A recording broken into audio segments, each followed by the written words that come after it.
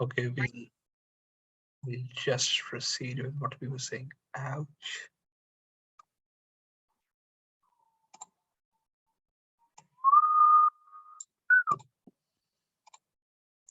Okay. अच्छा, सो हम ये बात कर रहे थे कि इसको हरकत करने के लिए ना हमारे पास बड़े अच्छे प्लाज्मा गैसिफिकेशन टॉर्चेस चाहिए होती हैं। वो इटसेल्फ बड़ी एक्सपेंसिव होती हैं, उनको शुरू में इग्नाइट करने के लिए काफी एनर्जी भी चाहिए होती है। या तो आपके पास बहुत ज्यादा वेस्ट हो तो फिर आप ये हरकत कर सकते हो, या आपके पास ये ऑलरेडी मशीन एक दफा वंस इंस्टॉल्ड हो फिर आप ये हरकत कर सकते हो। ये प्लांट होता है अराउंड 38 लाख 42 लाख रुपीज का। It used to be in quite some time. ठीक है, उसका था कि जी बायोलॉजिकल वेस्ट ट्रीटमेंट। उसके बाद सबसे अच्छा तरीका क्या है कि ये जितना बायो वेस्ट है यहाँ पिक्चर में देखा जा सकता है, जितना भी किचन का वेस्ट होता है, गार्डन का वेस्ट होता है, एग शेल्स हो गई, टूटे सूखे हुए प्लांट्स हो गए, आप ये फ्रूट कवर्स हैं, कुछ फ्रूट्स के रेसिड्यूज हैं, बीच में बीज हैं, ये किचन का जितना वेस्ट होता है ना, हमारे घरों में वैसे होता है, किचन का ज्यादा वेस्ट रखते हैं, वो सारे का सारा अगर आप मट्टी में दफना देना तो वो बहुत कमाल की सॉइल बनती है। That is actually called compost. ठीक है, या humus humus humus is called that thing. So ये बहुत कमाल की सॉइल होती है। इस सॉइल में कोई भी पौधा बड़ा क्लास का लगता है। ठीक है, सो अगर जितना आपके पास बायोलॉजिकल वेस्ट है अगर वो यूं इस्तेमाल हो जाए तो बड़ा ठीक इस्तेमाल हो सकता है। अच्छा जी, उसके बाद आ गया waste buried in landfills. Guys ये थोड़ा सा एक चीज है जो हम कवर करना चाहते हैं। वो ये है कि मोस्टली क्या होता है, हमारे यहाँ किसी बंदे ने अपनी प्लॉट की, अपने खेत की, अपनी जमीन की, अपने घर की मिट्टी बेच दी, वहां वो कूड़ा फेंकता रहता है और उसके बाद ऊपर ही मिट्टी दोबारा फेंकते और कहते हैं चलो जी सब अच्छा है, बहुत आला, आप ये जगह किसी को बेचेंगे। This is not how landfills are done. ठीक है, सो आप प्रॉपर जो लैंडफिल्स हैं, दुनिया में सबसे अच्छी लैंडफिल्स है सिंगापुर की ना, तो उन्होंने पॉजर्स लैंडफिल्स बनाए हैं। तो वेस्ट बरीड इन लैंडफिल्स वो किस तरह होता है बेसिकली कि अब आपका कोई ऐसी जगह है जहां पर स्पेसिफिक बहुत सारे काम है जो होते हों, तो फिर आप वहां लैंडफिल कर सकते हो। And first and the foremost उन्होंने सबसे अच्छी चीज क्या बनाई हुई है, वो कहता है कि जी जो हमारे पास सैंड या क्ले की लेयर है वाटर के लिए, वो हम उस लैंडफिल के खड्डे के नीचे से गुजारेंगे। राइट, आपने जो वाटर की ट्रीटमेंट है ना वो उस लैंडफिल के खड्डे के नीचे से अलग से पाइपिंग करके गुजारनी है, ताकि लैंडफिल का जो भी कचरा हो वो उसको तो एटलीस्ट पानी को तो ना डिस्टर्ब करे। ठीक है, अच्छा, और फिर ये मीथेन गैस रिकवरी वेल। अब होता भी है कि बायोडिग्रेडेबल जो फ्यूल होता है ना, पीछे जो था ये भी जो फ्यूल होता है या जो बायोमास भी होता है, वो जब डिके हो रहा होता है ना तो वो अमोनिया गैस प्रोड्यूस करता है, मीथेन गैस प्रोड्यूस करता है। सॉरी, मीथेन गैस जो होती है दैट इज द सुई गैस, वो बहुत डेंजरस होती है। उससे स्मेल भी बहुत आती है, बस नेचुरल स्मेल उसकी वजह से नहीं होती, उससे इंसान बहुत सफोकेशन से बड़े गंदे तरीके से भी मर सकता है। तो बाकी भी काफी मसाइल हो सकते हैं। That is harmful, injurious to health basically ना। तो अब वो क्या करते हैं, पहले वो ये बनाते हैं, फिर इस तरह वो सारा वेस्ट बायोडिग्रेडेबल एक जगह फेंक देते हैं। उसके अंदर से फिर उन्होंने पाइप निकाल के मीथेन निकाल रहे होते हैं, और वो मीथेन वो फिर यूज करते हैं इलेक्ट्रिसिटी बनाने के लिए। ठीक है, फ्यूल कोई भी होना, उससे इलेक्ट्रिसिटी बहुत आसानी से बन जाती है। तो ये टोटल सीन है, और फिर इसकी डेप्थ इतनी इंश्योर करनी चाहिए कि वो ग्राउंड वाटर के नीचे ना आ जाए। ठीक है, नाउ ओके, सो इसकी ये इंश्योर करना चाहिए कि वो ग्राउंड वाटर के नीचे ना आ जाए। Now these are all the 4-5 factors you need to keep in mind before deciding a landfill. इस पे शॉर्ट क्वेश्चन वैसे आ सकता है कि लैंडफिल किन फैक्टर्स पे डिसाइड होना चाहिए। अच्छा ठीक, अब हम पहले पढ़ लेते हैं टाइप्स ऑफ लैंडफिल्स, फिर एक दो स्लाइडें हमारी रह गई हैं कि कौन कौन से फैक्टर्स होते हैं जो करने चाहिए। Municipal solid waste sanitary landfills, industrial waste के लैंडफिल्स, हैजर्डस वेस्ट के लैंडफिल्स और ग्रीन वेस्ट के लैंडफिल्स। ग्रीन वेस्ट वही वेस्ट था जो ऊपर हमने अभी पढ़ा, biomass to biodegradable.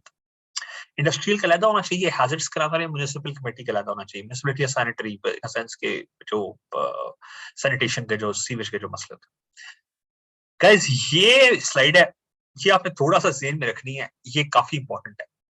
Land selection criteria for landfill, कहां पे टाउन प्लानिंग में लैंडफिल होना चाहिए या सिटी प्लानिंग में, उस साइट के अंदर सबसे पहले दो बातें ज़हन में रखनी चाहिए। एक लेवल 1 पे नेचुरल फैक्टर्स वहां पे क्या क्या है और आर्टिफिशियल फैक्टर्स वहां पे क्या क्या है, ठीक है।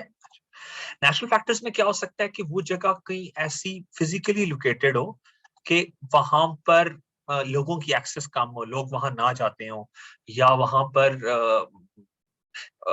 वीराना हो या जानवर हो, जिस तरह कोई नेशनल रिजर्व होता है जिस तरह, तो वहां पर भी सेंटर में लैंडफिल बन सकती है। That's not issue. Artificial factors कौन कौन से होते हैं कि यार आपने देखना है कि वहां पे एक्सेसिबिलिटी है, वहां लोग तो नहीं रहते, वहां इंफ्रास्ट्रक्चर है, वहां ये सारे काम हो सकते हैं, नहीं हो सकते। अब लैंडफिल साइड में नेशनल फैक्टर्स को फर्दर अगर लेवल 2 के ऊपर फर्दर डिग्रेड करें, फर्दर डिग्रेड करें, तो फर्स्ट ऑफ ऑल लैंड है कहां पे, कितना ज्यादा अवेलेबल है, क्या चक्कर है, टोपोग्राफी ऑफ द लैंड क्या है, वो पहाड़ की पीक है, खाई है, नाले के साथ जगह है, गार है, सीन क्या है। फिर हाइड्रोलॉजी, उसके पास कोई नेचुरल वाटर की बॉडी है, कोई दरिया, कोई नाला, कोई कोई इस तरह की चीज, कोई लेक, कोई इस तरह की तो नहीं है। Lithology and structure, lithology basically क्या होता है कि वो कोई ऐसी जगह तो नहीं है जहां पे बहुत ज्यादा एवलांचेस आते हो, या जो यहाँ बहुत ज्यादा हवा आती हो, या वो किसी जियोलॉजिकल रिफ्ट पे बना हो, यानी कि वहां पे टेक्टोनिक प्लेट्स मिलती हो, ठीक है, ऐसी जगह हैं बहुत ज्यादा। पाकिस्तान में ऐसे फॉल्ट्स भी बहुत ज्यादा हैं, ये हम फिर कभी इंशाल्लाह डिस्कस करेंगे। तो फिर आ गया आर्टिफिशियल फैक्टर्स, क्या हो गया, एक्सेसिबिलिटी। यार वहां पे कूड़ा फेंकने वालों के लिए टाउन में कहाँ होना चाहिए, ऐसी जगह जहां से सारे कूड़ा फेंकने वाले एक्सेसिबल हो उनको वो जगह। सोशियो कल्चरल, कि ये ना हो यार कि आपने बिल्कुल सिटी के हार्ट में कचरे का ढेर लगाया हुआ है, ये भी बहुत गलत तरीका है। फिर इंफ्रास्ट्रक्चर, यानी कि वहां ट्रेन या रोड्स या एक्सेसिबिलिटी वाली बात है कि वहां कुछ है नहीं है, वो कौन सी जगह है। फिर आगे एक्सेसिबिलिटी में मेजर, अब लेवल 3 पे हम आ गए। लेवल 3 में लैंड में सबसे पहले आपने देखना है कि सॉइल की टाइप्स क्या है और वहां लैंड यूज किस लिए होता है, ठीक है। अगर तो लैंड एग्रीकल्चर के लिए यूज होता है, फिर तो आप लैंड फिल ना करें, आप बहुत ज्यादा करें।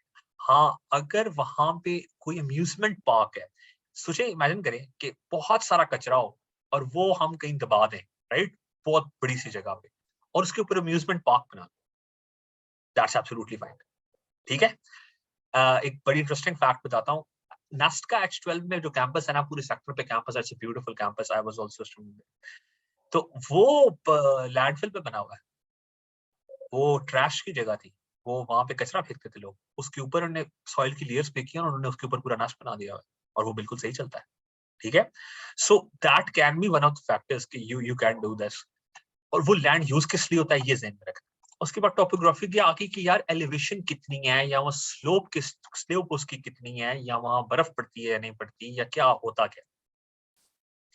हाइड्रोलॉजी आगे की, वहां रिवर या पानी, या वहां पे ग्राउंड वाटर की डेप्थ क्या है, this is also very important. Ground water की डेप्थ क्या है, ये ना हो कि वहां डायरेक्ट थोड़े से 6 फुट पे पानी हो और आप वहां पे न्यूक्लियर का वेस्ट फेंक रहे हो, इसका मतलब है आपने सारा पानी नीचे का जो है वो रेडियो एक्टिव कर दिया, ठीक है। अच्छा, उसके बाद वो लिथोलॉजिकली स्ट्रक्चर की फॉल्ट्स वही जियोलॉजिकल फॉर्मेशंस में या फॉल्ट लाइंस पे या कोई ऐसी जगह पे तो नहीं वो बना। आर्टिफिशियल फैक्टर्स जो फिर देखने हैं वो यही कि वहां रोड है, वहां पे आप जाके फेंक सकते हो। कैसे कि ये भी बहुत बड़ा मसला है कि जहां पे वेस्टेज की होती है ना, ड्रम्स या वेस्ट बिन्स या रिसाइकल बिन्स या डस्ट बिन्स, बड़ी बड़ी कम्युनिटी की कह लें, वो एक्सेसिबल नहीं होती मोस्टली। उनके इर्द गिर्द चारों तरफ कचरे का ढेर होता है, आप उस डस्टबिन के अंदर चाह कर भी अपना ट्रैश नहीं फेंक सकते, ठीक है। This is very wrong. Moving on, social and cultural, यानी कि अर्बन एरिया है, विलेजेस हैं, आर्कियोलॉजिकल साइट है, ऐसी जगहों पे तो नहीं लैंडफिल बनाने ना आप, राइट। उसके बाद infrastructure, oil and gas field तो नहीं है, पावर फाइड नहीं है, ये बहुत इंपॉर्टेंट बात है कि यार आप ये ना, आप जान दबा रहे हो कचरा, वहां पे नीचे सुई गैस हो, ठीक है, वो तो मीथेन कंट्रोल से बाहर हो जाएगी। सिमिलरली आप अगर रेडियो एक्टिव मटेरियल वहां दबा रहे हो जहां नीचे लावा है, तो भाई वो न्यूक्लियर ब्लास्ट ही होगा, ठीक है। This is very important. Similarly अगर आप कोई जगह खोद रहे हैं, देखें किसी की पानी की लाइन तो नहीं है, कोई पावर लाइन वहां ना गुजर रही हो, कोई इस किस्म का मसला नहीं होना चाहिए, ठीक है। These are the factors for consideration. इन तमाम के बाद लैंडफिल डिसाइड होता है, और फिर लैंडफिल टाउन प्लानिंग या सिटी प्लानिंग वो इसको एग्जीक्यूट करते हैं। ये थोड़े से फैक्टर्स आप लोगों को अभी सुनने में ये जहन में रख लें। इफ फिर क्वेश्चन कम्स ऑन मतलब ऑन लैंडफिल्स, तो आप बता सकते हो कि एक तो लैंडफिल्स 3-4 टाइप्स के होते हैं, हैजर्डस वेस्ट का अलग होता है, इंडस्ट्रियल वेस्ट का अलग होता है, बायो ग्रीन वेस्ट का अलग होता है, और landfill simply for the sake of landfills अलग होता है।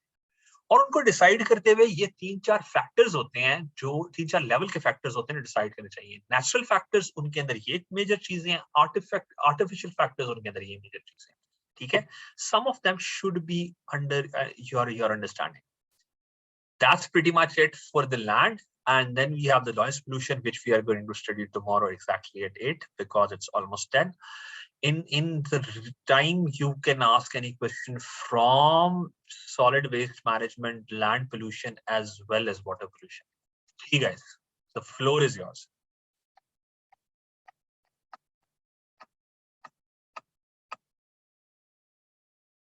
No questions? और आप लोग शर्मा रहे हैं, पूछ नहीं रहे? No sir.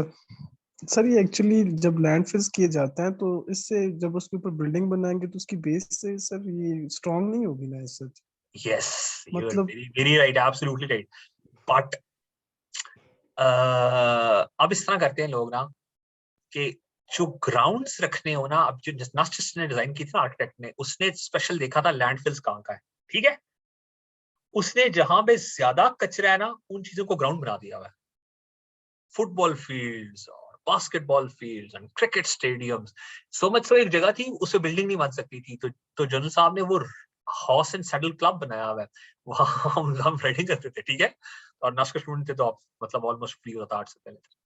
तो उन्होंने वो जगह इस तरह यूज की हुई है, जो प्रॉपर सॉलिड जगह थी वहां पे उन्होंने बिल्डिंग बनाई है।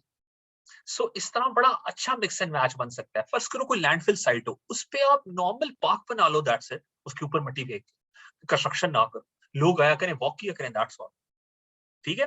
This can be improved, any method, any optimisation method can be done, provided कि आपकी नीयत हो करना, ठीक है।